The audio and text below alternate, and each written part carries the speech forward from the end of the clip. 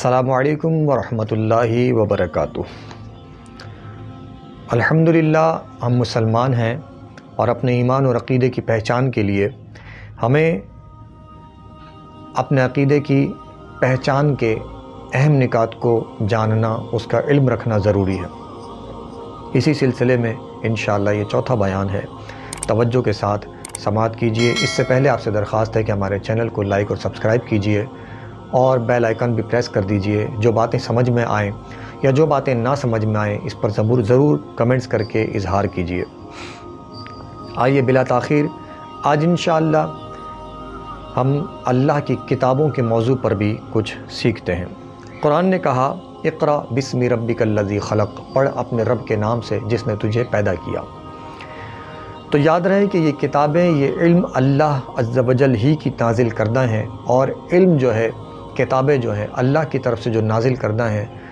اس میں کائنات کے تمام علوم کا بیان ہے۔ سب سے پہلے اللہ کی ذات کا اظہار، اس کے نبیوں، فرشتوں اور مخلوقات کا اظہار، کائنات کے نظام اور کائنات کی ابتدا و انتہا، فرائض و واجبات اور جو کچھ احکامات ہیں، جن کاموں کے کرنے کا حکم اور جن کاموں سے منع کیا گیا، اس کے بارے میں ان کتابوں میں اذکار ہوتے ہیں۔ پچھلی قوموں اور امتوں اور دیگر حالات اور واقعات کا ذکر ہوتا ہے، آئندہ حالات اور واقعات، یہاں تک کہ قیامت کے واقعات اور معاملات کا بھی ذکر ان کتابوں میں کیا جاتا ہے۔ یہ ساری آسمانی کتابیں سچی ہیں، اور جو اللہ عز و جل نے ان کتابوں میں نازل فرمایا، ان سب پر ایمان لانا لازم ہے۔ البتہ قرآن کریم فرقان حمید کے علاوہ اب پچھلی تمام سابقہ کتابیں، اس پر عمل کرنا ہم پر کوئی لازم نہیں، کیونکہ ان میں تبدیلی اور تحریف کر دی گئی ہے، اور آخر کتاب یعنی قرآن مجید فرقان حمید اسی لیے نازل ہوئی۔ ہر کتاب بعد کی کتاب کے ساتھ اس لیے نازل ہوا کرتی کہ اس میں نئے احکامات ہوا کرتے، اور پچھلے احکامات میں اللہ عز و جل کی طرف سے نئے حکم نازل کیے جاتے، پچھلے احکامات کو روکا جاتا۔ اب قرآن کریم فرقان حمید ان تمام پچھلی کتابوں کو روک کر ہمیشہ کے لیے ایک نئی شریعت کو متعارف کرا چکا، اور قیامت تک اب اس پر عمل کرنا لازم و واجب ہے۔ یاد رہے ان مقدس کتابوں کی حفاظت کا ذمہ اللہ عز و جل نے لیا، اور ان کتابوں کے بارے میں ارشاد کیا گیا، اور پھر ان کتابوں کے ماننے والوں کو یہ ذمہ دیا گیا کہ تم نے ان کتابوں کی ذمہ داری لینی ہے،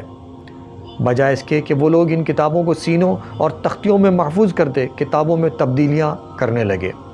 نتیجہ یہ نکلا کہ ان کتابوں سے اعتماد اٹھ گیا، کیونکہ وہ ایسی نہ رہیں جیسی اللہ کی طرف سے نازل کی گئی تھیں۔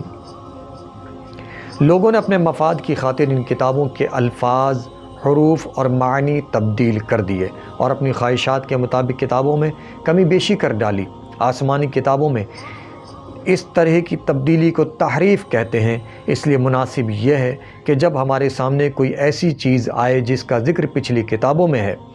ہم اسے صرف اس صورت میں قبول کریں گے کہ وہ قرآن پاک کے ساتھ مطابقت رکھتی ہو، لیکن اگر وہ چیز قرآن کریم کی تعلیمات سے منافی ہو یا ٹکراتی ہو تو اس کو تحریف کا نتیجہ سمجھیں گے۔ لہٰذا اگر پچھلی کتابوں کے حوالے سے کوئی چیز ہمارے سامنے آئے تو وہ چیز قرآن پاک سے مطابقت رکھتی ہے یا نہیں، اس کی تحقیق کیے بغیر ہم نہ تو فوراً اسے قبول کریں گے اور نہ ہی اس کا انکار کریں گے۔ فوراً قبول نہ کرنے کی وجہ یہ ہے کہ ہمارا علم اس حوالے سے چونکہ محدود ہے، اور انکار اس لیے نہیں کریں گے کیونکہ وہ کتابیں بے شک اللہ ہی کی طرف سے نازل کردہ ہیں۔ تو اب اللہ کی طرف سے نازل کردہ کتابوں میں اگرچہ لوگوں نے تحریف کی تو ہم اس تحریف کو انکار کرتے ہیں، لیکن اللہ کی کتاب کا کوئی انکار نہیں، اللہ کے کلام کا انکار نہیں کر سکتے۔ اس معاملے میں احتیاط کا دامن تھام کر رکھنا نہایت ضروری ہے کہ یہ ہمارے ایمان کا لازمی حصہ ہے۔ اب قرآن کریم فرقان حمید چونکہ مقدس کتابوں اور صحیفوں کے بعد سب سے آخری کتاب ہے، تو یاد رہے کہ اللہ عز و جل نے کئی مقدس کتابیں اور صحیفے اپنے انبیاء کرام علیہم الصلاۃ پر نزول فرمائے، اور اس سے انسانوں کو ہدایت دینا مقصود تھا۔ تو اب انسان اس سے ہدایت کی بجائے اگر گمراہی کی طرف جائیں تو وہ تعریف شدہ کتابیں ہیں، تو اس لیے ان پر عمل کرنے کی اجازت اب نہیں ہے۔ البتہ قرآن کریم فرقان حمید کے علاوہ جو کتابیں نازل ہوئیں ان کتابوں کو اس طرح بالترتیب کہا جاتا ہے۔ توریت شریف جو حضرت موسیٰ علیہ نبینا وعلیہ الصلاۃ والسلام پر نازل کی گئی، زبور حضرت سیدنا داؤد علیہ نبینا وعلیہ الصلاۃ والسلام پر نازل کی گئی، اور انجیل مقدس حضرت سیدنا عیسیٰ علیہ نبینا وعلیہ الصلاۃ والسلام پر نازل کیا گیا، اور 100 صحائف اس کے علاوہ نازل کیے گئے۔ الغرض یہ کہ ان کتابوں پر ایمان لانا، ماننا، اور ان کتابوں کو اللہ کی کتابیں جاننا یہ ایمان کا لازمی حصہ ہے۔ اور یہ بھی یاد رہے، جیسا کہ ہم نے یہ شروع میں کہا،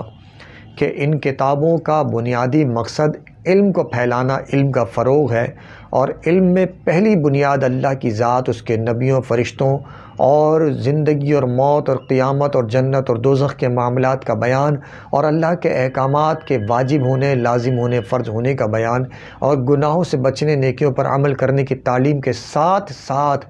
دنیا اور آخرت کے معاملات کو سمجھنا، اور دنیاوی زندگی کے معاملات میں، کاروبار تجارت میں، کاروبار دنیا میں، اور لین دین میں، رہن سہن میں، خاندان میں، دنیا کے تمام معاملات میں کیا طریقہ اختیار کرنا ہے، ان کتابوں میں حکم دیا جاتا ہے۔ بالخصوص قرآن کریم فرقان حمید نے ہر بات کو کھول کر بیان کیا، اور یہاں تک کہا کہ تم اپنے رب کی کون سی نعمتوں کو جھٹلاؤ گے، یعنی کون سی نعمت ہے جس کا تم انکار کر سکتے ہو، وہ کون سی شے ہے جس سے تم پھر سکتے ہو، جس سے تم روگردانی کر سکتے ہو۔ اس میں قرآن کریم فرقان حمید میں تحقیق کرنے، غور و فکر کرنے کی دعوت دی گئی، اور کہا گیا کہ اس جیسی کوئی ایک آیت ہی اگر تم میں سے کوئی بنا کر لا سکتا ہے تو لے آئے، اور تم یقیناً عاجز ہو، کوئی ایسا نہیں کر سکتا۔ تو قرآن کریم فرقان حمید بنیادی طور پر تمام پچھلی کتابوں کی امام ہے، تمام کتابوں کی سردار ہے، تمام کتابوں میں افضل ہے، اور کائنات کی تمام کتابوں میں افضل ترین، اعلیٰ ترین کتاب ہے، اور اس پر عمل کرنا لازم و ملزوم ہے۔ اللہ عز و جل سے دعا ہے کہ اللہ عز و جل ہمیں قرآن کریم فرقان حمید سیکھنے، سمجھنے اور اس پر عمل کرنے کی توفیق عطا فرمائے۔ البتہ یہ بات بھی سمجھ لیجئے کہ قرآن کریم فرقان حمید کی تلاوت کا ایک حرف، ہمیں ایک حرف کی تلاوت جو ہے 10 نیکیوں کا اجر عطا کرتی ہے، اور نبی کریم علیہ الصلاۃ والسلام کا فرمان مقدس ہے، اس کا مفہوم ہے، میں نہیں کہتا کہ الف لام میم ایک حرف ہے، بلکہ الف ایک، لام ایک اور میم ایک حرف ہے، یعنی یہ تینوں حروف الگ الگ ہیں، اور ہر حرف کے پڑھنے پر الگ اجر و ثواب ہے۔ اور علماء کہتے ہیں کہ ان حروف کے جو مرکبات ہیں، ان حروف کی اپنی جو ترکیب ہے وہ اس طرح سے ہے، الف خود 3 حروف سے مل کر بنا، تو اس پر اگرچہ اس کا اجتماعی اجر جو ہے وہ 3 نیکیاں ہیں، لیکن اس کے اندر جو ہے اس کا اجتماعی اجر جو ہے وہ 10 نیکیاں ہیں، لیکن اس کے اپنے اندر جو 3 حروف موجود ہیں، جس کا مرکب بنا کر اسے ترتیب دیا گیا، تو اس اعتبار سے اس کے اپنے اندر 30 نیکیوں کی فضیلت موجود ہے۔ الغرض یہ کہ قرآن کریم فرقان حمید عمل کرنے کے لیے آخری کتاب ہے، اور اسی پر عمل کیا جائے گا۔ اللہ عز و جل ہم سب کو عمل کی توفیق عطا فرمائے۔ السلام علیکم ورحمۃ اللہ وبرکاتہ۔